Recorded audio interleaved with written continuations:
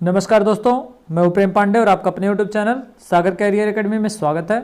दोस्तों, आज हम बात करेंगे सुगौली संधि की, जो 1816 ईस्वी में ब्रिटिश इंडिया और नेपाल के बीच साइन किया गया था, क्योंकि इसी के आधार पर नेपाल आजकल भारत के कई हिस्सों पर दावे कर रहा है और जिसे वह ग्रेटर नेपाल का नाम भी दे रहा है। तो आज हम जानेंगे कि नेपाल का यह दावा कितना सही है और कितना गलत है और इसका आगे चलकर क्या परिणाम हो सकता है। तो आप वीडियो को अंत तक देखते रहिए और मैं गारंटी देता हूं कि अगर आप वीडियो को अंत तक देखेंगे तो काफ़ी ज़्यादा आपको मज़ा भी आने वाला है। तो आप प्लीज़ वीडियो को अंत तक देखते रहिएगा और अगर आपको वीडियो पसंद आता है तो प्लीज़ वीडियो को लाइक और शेयर जरूर कर दीजिएगा। तथा अगर आप चैनल पर नए हो तो चैनल को सब्सक्राइब करना बिल्कुल मत भूलिएगा। तो चलिए आज के वीडियो को शुरू करते हैं। दोस्तों, भारत और नेपाल के बीच पिछले कुछ सालों से सीमा विवाद का मामला काफ़ी गहरा होता चला जा रहा है।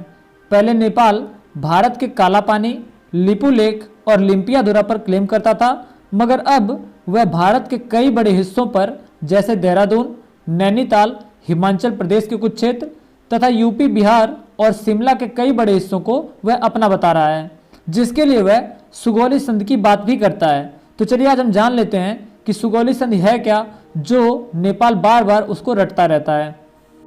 दोस्तों, सुगौली संधि ईस्ट इंडिया कंपनी यानी कि ब्रिटिश इंडिया और नेपाल के राजा के बीच हुई एक संधि है, जिसे 1814 ईस्वी से 1816 ईस्वी के दौरान हुए ब्रिटिश नेपाली युद्ध के बाद अस्तित्व में लाया गया था। यानी 2 सालों तक चला यह युद्ध जब अपने निर्णायक मोड़ पर पहुंचा तो उसके बाद एक संधि हुई। और दोस्तों, यह संधि इसलिए हुआ क्योंकि इस युद्ध में Nepal British east India company से हार गया था और उसके बाद नेपाल अपनी संप्रभुता को बचाए रखने के लिए ब्रिटिश ईस्ट इंडिया कंपनी से एक संधि करता है, जो सुगौली नामक संधि होती है। और दोस्तों, इस संधि की कई सारी शर्तें थी जिसके बारे में आपको आगे वीडियो में बताऊंगा। ईस्ट इंडिया कंपनी और जो नेपाल के राजा थे उनके बीच जो ये युद्ध चला था वो 2 दिसंबर 1815 ईस्वी को ही समाप्त हो गया था, क्योंकि जो दोनों देशों के कमांडर थे युद्ध लड़ने वाले, उन्होंने 2 दिसंबर 1815 ईस्वी को ही समझौता कर लिया था, संधि कर ली थी। मगर जो संधि की शर्तें थी उसको नेपाल के राजा मानने से अस्वीकार कर दिए। इस वजह से इसको लागू नहीं किया जा सका था और इसे लागू किया गया कब? 4 मार्च 1816 ईस्वी को। इस दिन नेपाल के राजा और जो ईस्ट इंडिया कंपनी के गवर्नर जनरल थे, इनकी बैठक हुई और उसके बाद से इस संधि को लागू कर दिया गया और उसी के बाद यह रेटिफाइड हुआ। उसके बाद से सब कुछ पता चल गया कि किसका बाउंड्री कहाँ से शुरू होता है और इस संधि के बाद से ही नेपाल और इंडिया का जो बाउंड्री है वो डिफाइन कर दिया कि आपका बाउंड्री इधर से है और आपकी बाउंड्री इधर से है। और इसी संधि के अनुसार लिपू लेक के पूर्व दिशा में नेपाल की बाउंड्री डिफाइन हुई और पश्चिम दिशा में इंडिया की बाउंड्री डिफाइन हुई, जो काली नदी के अनुसार डिफाइन किया गया है। वो विवाद है, उसके बारे में अलग से वीडियो आपके लिए बनेगा, लेकिन इस वीडियो में केवल आपको सुगौली संधि और ग्रेटर नेपाल के बारे में बताने वाला हूँ। और दोस्तों, जब यह युद्ध लड़ा गया तो उस दौरान lord Francis Hasting governor general थे बंगाल के और इन्हीं के दौरान, इन्हीं के दिशा निर्देश में यह एंग्लो गोरखा वार लड़ा गया था।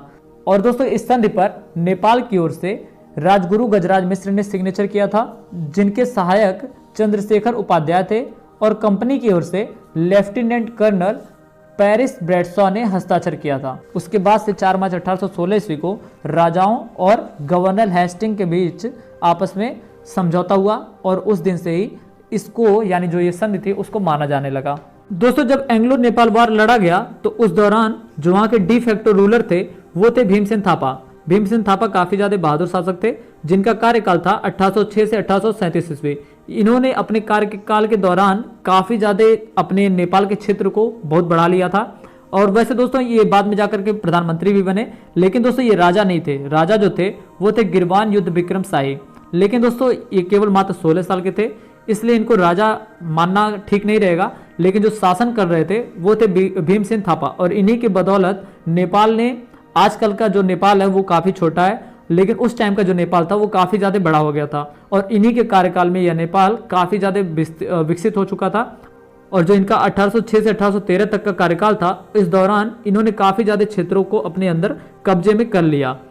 और जब ये युद्ध लड़ा गया एंग्लो नेपालीज वार, उसके पहले इन्होंने नेपाल को पश्चिम दिशा में सतलुज नदी से लेकर पूर्व दिशा में तीस्ता नदी तक फैला लिया, जो आजकल काफ़ी ज़्यादा सीमित हो गया है। सतलुज नदी आपको हिमाचल प्रदेश में मिलेगी तो दोस्तों यहाँ तक इन्होंने अपने क्षेत्र को बना लिया था, लेकिन जब ये युद्ध लड़ा गया उसके बाद से इनको अपने क्षेत्र का काफी बड़ा हिस्सा ब्रिटिश इंडिया को देना पड़ा था, जिसके बारे में अभी मैं बताऊंगा आपको। 1814 ईस्वी के पहले जो ये नेपाल था वो अभी तो इतना दिखाई दे रहा है आपको, पहले तब यहाँ से लेकर के शुरू होता था और यहाँ तक आपको दिखाई देता था नेपाल।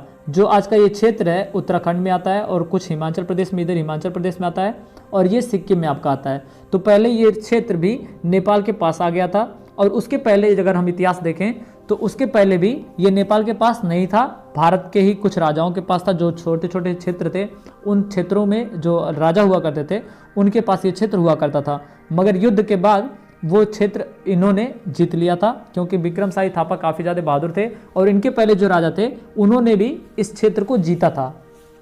और दोस्तों इस युद्ध के होने का जो सबसे बड़ा कारण है वो है बॉर्डर टेंशन। अवध क्षेत्र को लेकर के जो तराई क्षेत्र हुआ करता था उसको लेकर के बॉर्डर टेंशन दोनों देशों के बीच हुआ करती थी। जो ब्रिटिश इंडिया थी और नेपाल दोनों इस तराई क्षेत्र को अपना अधिकार मानते थे, अपना क्षेत्र मानते थे। और दोस्तों इस युद्ध के पीछे का जो दूसरा सबसे बड़ा रीजन था वो था trade dispute. East India company Tibet के साथ ट्रेड करना चाहती थी। तिब्बत आपका यहाँ पर बसा हुआ है और तिब्बत पर जाने के लिए उसे सबसे ज़्यादा रास्ते की ज़रूरत थी व्यापार करने के लिए, और व्यापार करने के लिए रास्ते की ज़रूरत थी। तो इसलिए ईस्ट इंडिया कंपनी ने नेपाल से रास्ते का डिमांड किया, लेकिन नेपाल ने रास्ता देने के लिए उसे साफ मना कर दिया, रास्ता देने से साफ मना कर दिया। तो इसके पास बस दो ऑप्शन बचे थे, या तो वो सिख एम्पायर से रास्ता मांगे या फिर नेपाल के साथ युद्ध करे।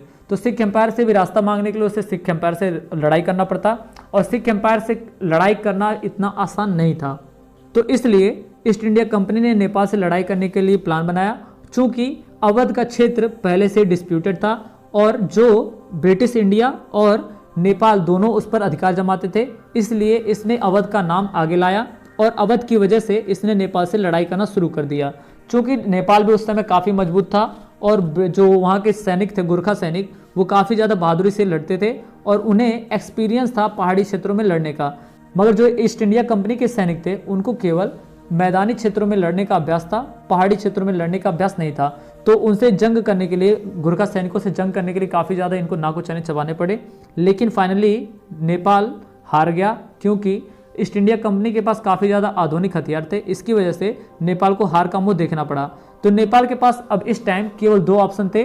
पहला ऑप्शन तो ये था कि वो पूरा का पूरा नेपाल ब्रिटेन के हवाले कर दे, यानी ईस्ट इंडिया कंपनी के हवाले कर दे, और दूसरा ऑप्शन ये था कि वो किसी एक क्षेत्र को देकर यानी कुछ समझौता कर ले और उसके बाद नेपाल को बचा ले। तो नेपाल ने दूसरे वाले ऑप्शन को चूज किया और उसने 1/3 से ज़्यादा हिस्से को ईस्ट इंडिया कंपनी के हवाले कर दिया, जिसमें आपका ये उत्तराखंड वाला क्षेत्र आ जाता है और इधर सिक्किम वाला क्षेत्र आ जाता है, और ये जो तराई का क्षेत्र था ये भी नेपाल ने ईस्ट इंडिया कंपनी को दे दिया। और जो तीसरा सबसे बड़ा रीजन है वो ये था कि जो दोनों पावर्स थी, दोनों शक्तियां थी, चाहे वो नेपाल की शक्ति रही हो या फिर ईस्ट इंडिया कंपनी की, दोनों अपने क्षेत्र को बढ़ाना चाहते थे, अपने जो उनका रूलिंग क्षेत्र था उसको बढ़ाना चाहते थे। अब नेपाल के पास समस्या ये थी कि नेपाल उत्तर दिशा में अपना एक्सटेंड कर नहीं सकता था अपने क्षेत्र को, तो इसलिए उसने दक्षिण दिशा में ही एक्सटेंड करना उचित समझा, और दक्षिण दिशा में ईस्ट इंडिया कंपनी थी, तो जिस वजह से उसको ईस्ट इंडिया कंपनी से लड़ाई करना मजबूरी था उसकी। तो अवध क्षेत्र दोनों का डिस्प्यूटेड लैंड था, इसलिए ईस्ट इंडिया कंपनी और नेपाल के बीच इस वजह से भी युद्ध छिड़ गया कि दोनों अपने पावर को बढ़ाना चाहते थे, और जिसका परिणाम 1816 ईस्वी में सुगौली संधि पर जाकर के निकला। Conditions of Sugauli pact, Sugauli संधि की शर्तें। तो सुगौली संधि की शर्तें क्या थी कि जब सुगौली संधि हुआ तो उसमें कई सारी शर्तों को रखा गया, जिसमें से पहला शर्त था कि नेपाल अपने पिछले 25 वर्षों में जितने भी क्षेत्रों को जीता है वो सब अब ईस्ट इंडिया कंपनी के हवाले कर देगा। तो क्योंकि पिछले 25 वर्षों में, यानी जब ये युद्ध लड़ा गया था 1814 से 1816 ईस्वी तक, इसके पहले 25 वर्षों में कि जो मतलब नेपाल ने काफ़ी ज़्यादा क्षेत्रों को जीत लिया था, जिसमें से कुमाऊं, गढ़वाल, सिक्किम और काफ़ी ज़्यादा बड़ा क्षेत्र तराई का था, उन सभी क्षेत्रों को इसने जीता था। और अब इस पैक्ट के बाद इन सारे क्षेत्रों को अब ईस्ट इंडिया कंपनी को सौंप दिया जाएगा। तो दोस्तों इस प्रकार से ये पहला शर्त था जिसको नेपाल मानने को तैयार नहीं था, लेकिन बाद में ये मानना पड़ा उसे मजबूरन, क्योंकि अगर वो ये नहीं मानता तो उसको पूरा नेपाल ही अपना ईस्ट इंडिया कंपनी के हवाले कर देना पड़ता। तो जैसे आज फ्री है नेपाल, माना जाता है कि पूरे विश्व में केवल नेपाल ही है जिसको किसी ने कब्जा नहीं किया, यानी किसी ने उसको अपने हवाले गुलाम नहीं बनाया। तो अगर वो नहीं मानता तो उस टाइम भी नेपाल को गुलामी सहनी पड़ती, लेकिन अपनी संप्रभुता को बचाने के लिए नेपाल ने अपना कुछ क्षेत्र ईस्ट इंडिया कंपनी को सौंपना ज़्यादा अच्छा समझा, जो कि सही निर्णय भी था। और दोस्तों जो दूसरी शर्त थी वो ये थी कि नेपाल अब ब्रिटिश का एक प्रतिनिधि अपने यहाँ नियुक्त करेगा काठमांडू में। और जो तीसरी शर्त थी उसके अनुसार ये था कि अब ब्रिटिश आर्मी में गुरखा के सैनिक भी शामिल होंगे, यानी गुरखा जो थे, क्योंकि गुरखा काफ़ी ज़्यादा बहादुर थे और इनसे युद्ध करने के दौरान ब्रिटिश की सेना को यानी कि ईस्ट इंडिया कंपनी को एहसास हुआ कि गुरखा सैनिक काफ़ी ज़्यादा बहादुरी हैं, अब इन्हें हमें अपनी सेना में भी शामिल करना चाहिए। तो इस संधि के अनुसार अब गुरखा तब से लेकर के आज तक ब्रिटिश आर्मी में भी सेवा देते रहते हैं और आज भी इंडियन आर्मी में भी ये गुरखा सैनिक सेवा देते रहते हैं। मैंने गुरखा का एक अलग वीडियो बना के रखा है यूट्यूब चैनल पे मेरे पड़ा हुआ है, आप वहाँ से वो भी देख सकते हैं। तो इस प्रकार से इस संधि के अनुसार गुरखा ब्रिटिश सेना में शामिल हो गए और साथ ही साथ इसके द्वारा यानी कि संधि के द्वारा नेपाल ने अपनी किसी भी सेवा में किसी अमेरिकी या यूरोपीय कर्मचारी को नियुक्त करने का अधिकार भी खो दिया, क्योंकि इसके पहले कई फ्रांसीसी कमांडरों को नेपाली सेना को प्रशिक्षित करने के लिए नियुक्त किया जाता था। तो इसके बाद से अब ये किसी भी फ्रांसीसी या अमेरिकी अधिकारी को अपनी सेना में नियुक्त नहीं कर सकते थे, तो कोई भी अधिकारी अब यहाँ का नहीं आता। संधि के तहत नेपाल ने अपने नियंत्रण वाले भूभाग का लगभग 1/3 हिस्सा गंवा दिया, जिसमें नेपाल के राजा द्वारा पिछले 25 साल में जीते गए क्षेत्र जैसे कि पूर्व में सिक्किम, पश्चिम में कुमाऊं और गढ़वाल राजशाही तथा दक्षिण में तराई का क्षेत्र शामिल था। इन सभी क्षेत्रों को नेपाल ने इस युद्ध के तहत यानी इस संधि के तहत सब कुछ गंवा दिया अपना। तो आप देख सकते हैं कि इतना क्षेत्र ये रहा और इतना क्षेत्र ये रहा तथा ये क्षेत्र भी नेपाल ने गंवा दिया। अब नेपाल के पास केवल इतना ही क्षेत्र बचा था, जो कि आज प्रेजेंट टाइम में भी वही क्षेत्र मौजूद है। लेकिन तराई भूमि का कुछ हिस्सा 1816 ईस्वी में ही नेपाल को लौटा दिया गया था और 1860 ईस्वी में तराई भूमि का एक बड़ा हिस्सा नेपाल को 1857 में भारतीय विद्रोह को दबाने में ब्रिटिशों की सहायता करने की एवज में पुनः लौटाया गया। यानी 1857 ईस्वी में जो भारतीयों ने रिवोल्ट यानी विद्रोह शुरू किया था उसको दबाने के लिए नेपाली सेना ने काफ़ी ज़्यादा योगदान दिया था। यानी नेपाल की सेना ने ब्रिटेन की सेना का काफ़ी ज़्यादा मदद किया था और भारत के खिलाफ मदद किया था। तो आप सोच सकते हैं कि नेपाल ने 1857 ईस्वी में भारत के खिलाफ भी काम किया था। इसका मतलब ये हुआ कि नेपाल कभी भी भारत का साथ नहीं दिया है। 1857 ईस्वी के युद्ध में भी उसने ब्रिटेन का ही साथ दिया था, भारत का साथ नहीं दिया था। दोस्तों नेपाल आजकल ग्रेटर नेपाल की बात करता है और ग्रेटर नेपाल के नाम से वो कहता है कि उत्तराखंड का क्षेत्र और सिक्किम का क्षेत्र ये सब नेपाल के हिस्से में आते हैं। मगर दोस्तों उसकी बात भी केवल थोड़ी ही सही है, ज़्यादा नहीं सही, थोड़ी सही है, क्योंकि जायज़ सी बात है नेपाल के पास ये क्षेत्र 20 से 25 सालों के लिए उसके पास आ गए थे और जो ये सिक्किम का क्षेत्र है ये करीब 40 साल तक नेपाल के पास रहा है।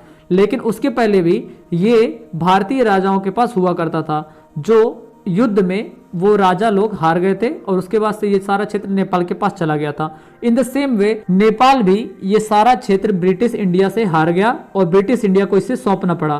तो आखिर अब नेपाल क्यों कह रहा है कि वो सारा क्षेत्र हमारा है? जिस प्रकार से वो कह रहा है कि वो क्षेत्र उसका है, उसी प्रकार से हम हिंदुस्तानी भी कह सकते हैं कि ये सारा क्षेत्र हमारा है, हमारा था और हमारा ही रहेगा। क्योंकि दोस्तों जिस प्रकार से आप देख रहे हैं, तो दोस्तों ये आपको मैप 1795 का दिखा रहा हूँ, जिसको विकिपीडिया से हमने लिया है। जो 1795 ईस्वी का भारत था वो आज ही के भारत जैसा बिल्कुल था, क्योंकि आप देख सकते हैं यहाँ पर लिखा हुआ है 1795 ब्रिटिश भारत और नेपाल आज भी यही सीमाएं हैं। यानी जो पहले सीमा था 1795 ईस्वी में, वही सेम सीमा आज भी है। तो दोस्तों आखिर अब नेपाल क्यों ऐसा कह रहा है कि वह जो ये क्षेत्र बता रहा है वो नेपाल का है? तो दोस्तों अब लेकिन अगर आप 1795 का मैप देखेंगे तो आपको ये वाला दिखाई देगा भारत। लेकिन दोस्तों अगर अभी आप 1805 ईस्वी का भारत देखें तो आपको दिखाई देगा कि ये सारा क्षेत्र अब नेपाल ने कब्जा कर लिया है। तो ये दोस्तों अब देखिए 1805 ईस्वी का भारत है जिसको नेपाल ने कब्जा कर लिया है, धीरे धीरे कब्जा करना शुरू कर दिया था।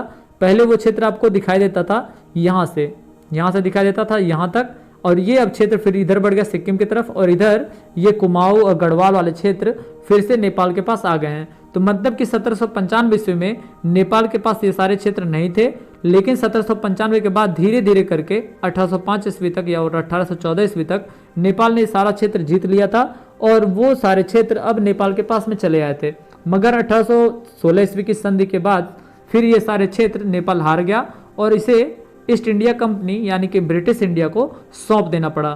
तो अब नेपाल को भी इस बारे में बात नहीं करना चाहिए कि वो अब उसका है, क्योंकि जिस तरह से वो कह रहा है उसका सारा मैप अभी भी ब्रिटेन में पड़ा हुआ है, वो देख सकता है बुला करके ला करके। बाकी दोस्तों पहले के ज़माने में राजवाड़ा चलता था, तो राजवाड़ा में युद्ध और ज़मीन सबका हड़पना ये सब कॉमन बातें थी। लेकिन आज के समय में इतना संभव नहीं है कि कोई भी किसी दूसरे का ज़मीन इतना आसानी से हड़प ले, क्योंकि आप अपने पड़ोस में भी देख सकते हैं, घर पे भी देख सकते हैं कि आपकी 4 इंच की ज़मीन कोई इतना आसानी से नहीं ले पाता, या फिर ना ही आप किसी दूसरे का ज़मीन ले पाते हैं। तो यहाँ पर तो एक कंट्री की बात की जा रही है, तो कंट्री को आप कैसे किसी कंट्री के हिस्से को इतना आसानी से ले लेंगे? तो दोस्तों इतना आसान नहीं है। और बाकी ये जो नेपाल की गवर्नमेंट और नेपाल के जो कुछ अधिकारी लोग कह रहे हैं, वो सारा का सारा उनका एक चुनावी मामला है अपनी सरकार को बचाने के लिए। और दूसरा सबसे बड़ा बात है, चाइना का नेपाल के ऊपर प्रेशर है, और वो चाहता है कि नेपाल, यानी नेपाल चाहता है कि भारत का और नेपाल का रिश्ता खराब हो जाए। इसीलिए वो आए दिन और रोज डेली कुछ ना कुछ फालतू की बातें बोलता रहता है, जो भारत के खिलाफ बिल्कुल होता है। भारत के खिलाफ वो आग उबलता रहता है।